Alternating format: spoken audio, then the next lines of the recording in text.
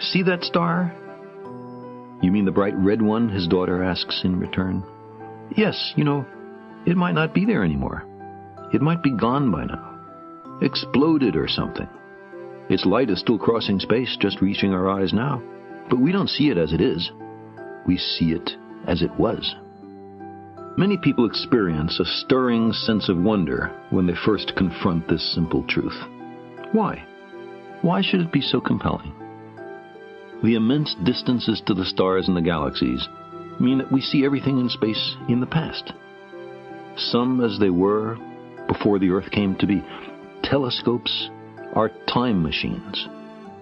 Long ago, when an early galaxy began to pour light out into the surrounding darkness, no witness could have known that billions of years later, some remote clumps of rock and metal, ice and organic molecules would fall together to make a place called Earth, or that life would arise and thinking beings evolve who would one day capture a little of that galactic light and try to puzzle out what had sent it on its way. We can recognize here a shortcoming, in some circumstances serious, in our ability to understand the world. Characteristically, willy-nilly, we seem compelled to project our own nature onto nature.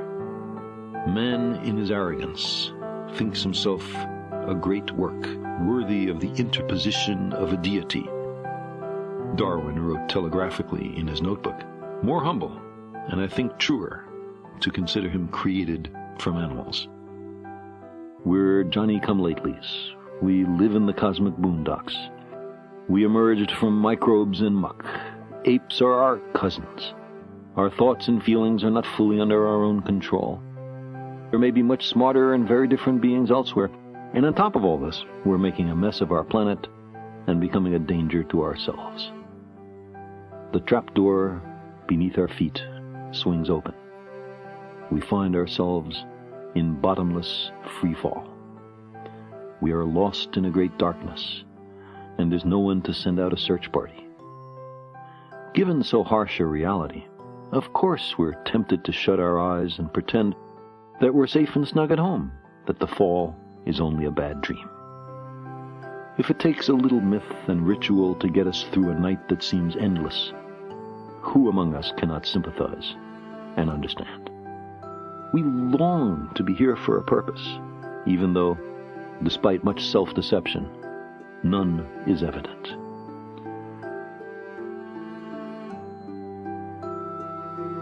The significance of our lives and our fragile planet is then determined only by our own wisdom and courage. We are the custodians of life's meaning. We long for a parent to care for us, to forgive us our errors, to save us from our childish mistakes. But knowledge is preferable to ignorance. Better by far to embrace the hard truth than a reassuring fable. Modern science has been a voyage into the unknown, with a lesson in humility waiting at every stop.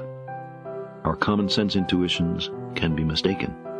Our preferences don't count. We do not live in a privileged reference frame. If we crave some cosmic purpose, then let us find ourselves a worthy goal. Very interesting. Teresa Wiseman is a nursing scholar who studied professions, very diverse professions where empathy is relevant, and came up with 4 qualities of empathy. Perspective taking, the ability to take the perspective of another person or recognize their perspective as their truth. Staying out of judgment, not easy when you enjoy it as much as most of us do.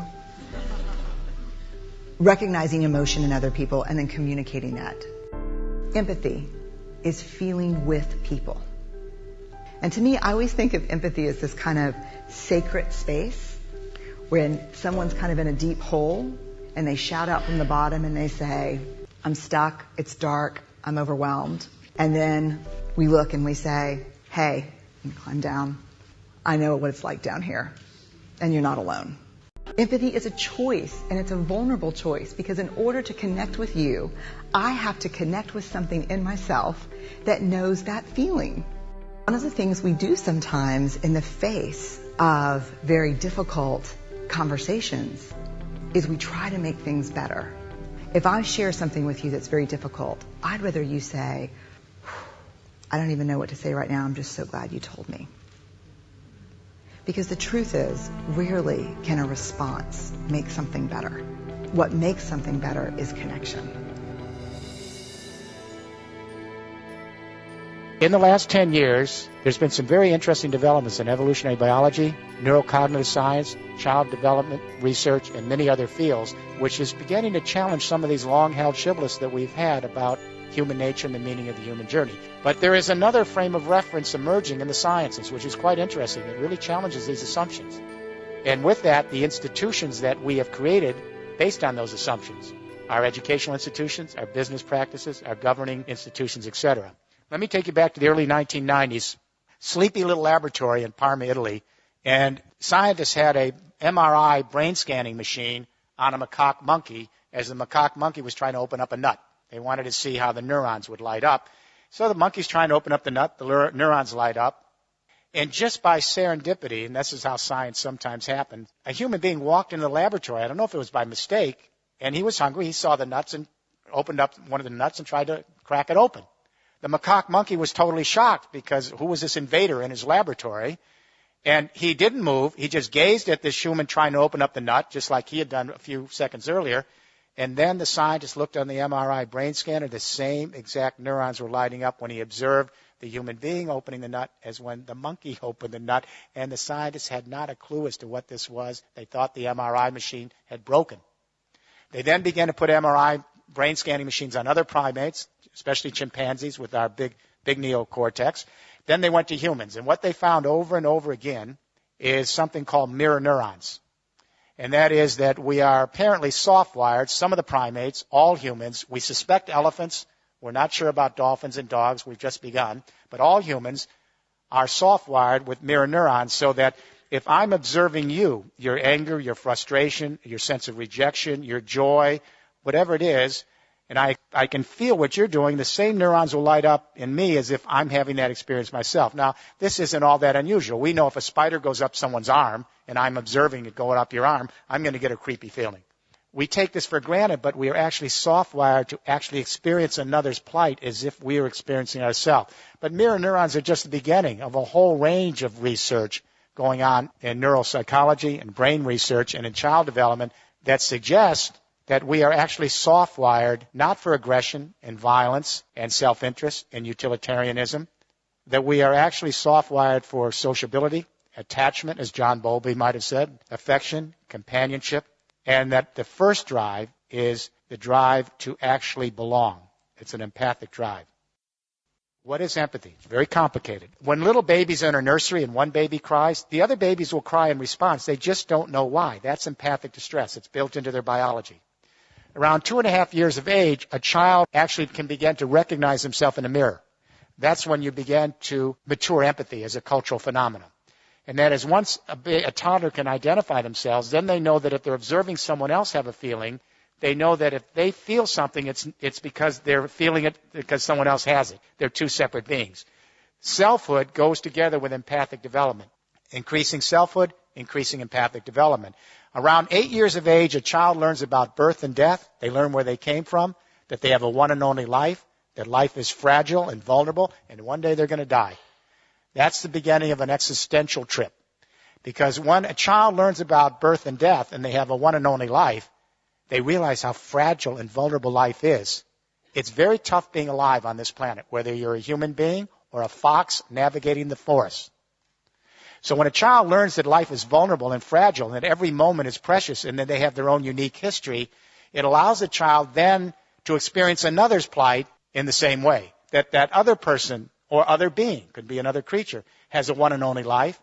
It's tough to be alive, and the odds are not always good.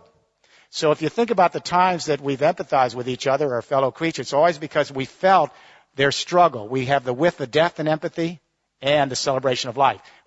And we show solidarity with our compassion. Empathy is the opposite of utopia. There is no empathy in heaven. I guarantee you, I'll tell you before you get there. There isn't any empathy in heaven because there's no mortality. There's no empathy in utopia because there is no suffering. Empathy is grounded in the acknowledgement of death and the celebration of life and rooting for each other to flourish and be. It's based on our frailties and our imperfections. So when we talk about building an empathic civilization, we're not talking about utopia. We're talking about the ability of human beings to show solidarity, not only with each other, but our fellow creatures who have a one and only life on this little planet. We are Homo empathicus. So here's the question. We know that consciousness changes in history. The way our brain is wired today is not the way a medieval serf's brain would be wired, and their brain wouldn't be the same as the wiring of a forager hunter 30,000 years ago. So the question I asked at the beginning of this study 6 years ago is, how does consciousness change in history? Because I wanted to imagine the following proposition. Is it possible that we human beings who are soft-wired for empathic distress, is it possible we could actually extend our empathy to the entire human race as an extended family, and to our fellow creatures as part of our evolutionary family, and to the biosphere as our common community? If it's possible to imagine that, then we may be able to save our species and save our planet. And when I say to you tonight, if it's impossible to even imagine that, I don't see how we're going to make it. Empathy is the invisible hand. Empathy is what allows us to stretch our sensibility with another so that we can cohere in larger social units. To empathize is to civilize. To civilize is to empathize. With forager hunter societies, communication only extended to the local tribe and shouting distance. Everyone over in the next mountain was the alien other. So empathy only extended to blood ties. When we went to the great hydraulic agricultural civilization, script allowed us to extend the central nervous system and to annihilate more time and space and bring more people together. And the differentiation of skills and the increasing selfhood not only led to theological consciousness, but empathy now extended to a new fiction. And that is, instead of just associating with one's blood ties, we detribalized and began associations based on religious ties. So a new fiction, Jews start to see all other Jews as extended family and empathize with Jews. Christians start to see all other Christians as extended family and empathize with Christians. Muslims, the same. When we get to the 19th century, the Industrial Revolution, and we extend markets now to larger areas and create a fiction called the nation state. And all of a sudden, the Brits start to see others in Britain as extended family. The Germans start to see Germans as extended family. The Americans as Americans. There was no such thing as Germany. There was no such thing as France. These are fictions.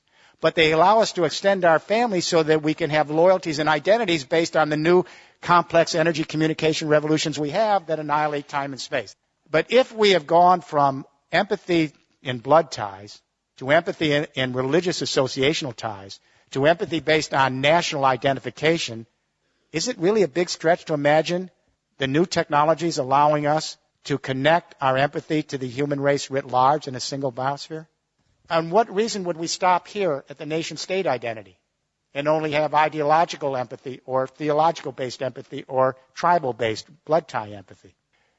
We have the technology that allows us to extend the central nervous system and to think viscerally as a family, not just intellectually. When that earthquake hit Haiti, and then Chile, but especially Haiti, within an hour the Twitters came out, and within 2 hours some cell phone videos, YouTube, and within 3 hours the entire human race was in an empathic embrace coming to the aid of Haiti.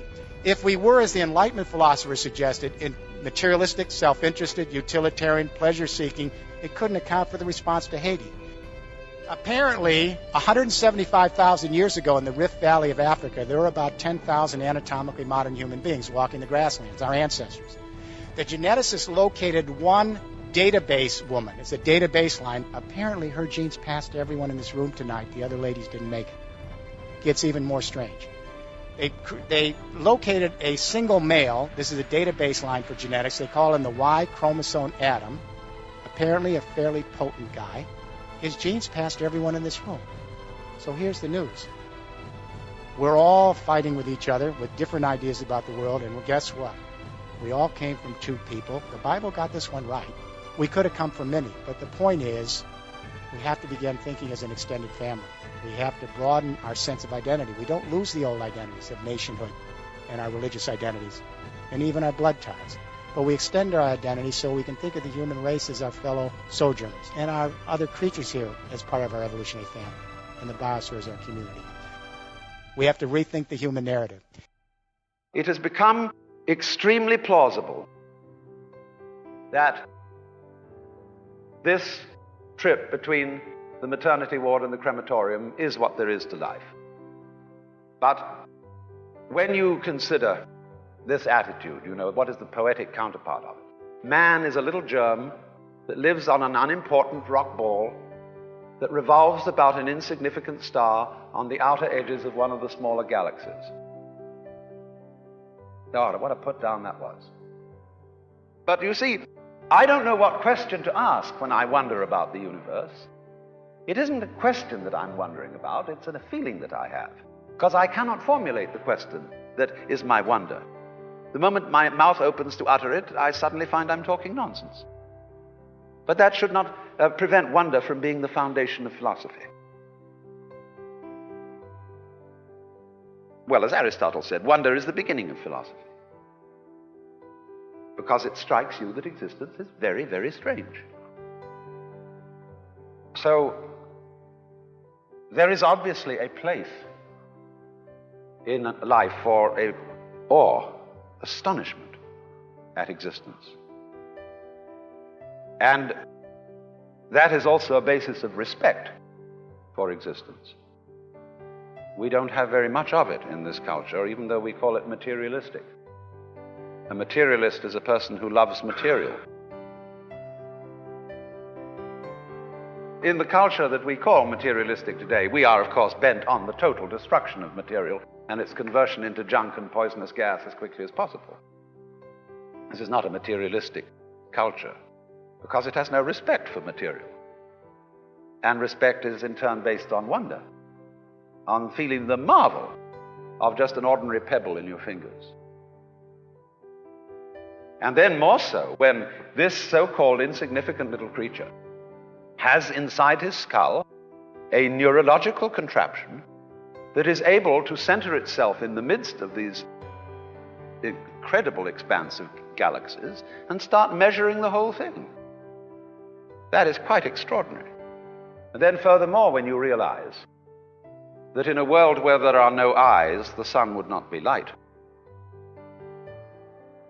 And that in a world where there were no soft skins, rocks would not be hard. Nor in a world where there were no muscles would they be heavy. Existence is relationship, and you are smack in the middle of it.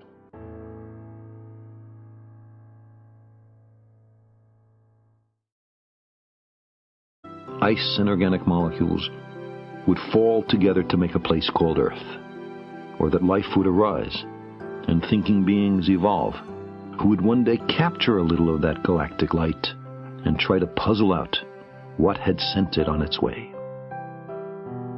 We can recognize here a shortcoming, in some circumstances serious, in our ability to understand the world. Characteristically, willy-nilly, we seem compelled to project. It be so compelling. The immense distances to the stars and the galaxies mean that we see everything in space in the past. Some as they were before the Earth came to be. Telescopes are time machines.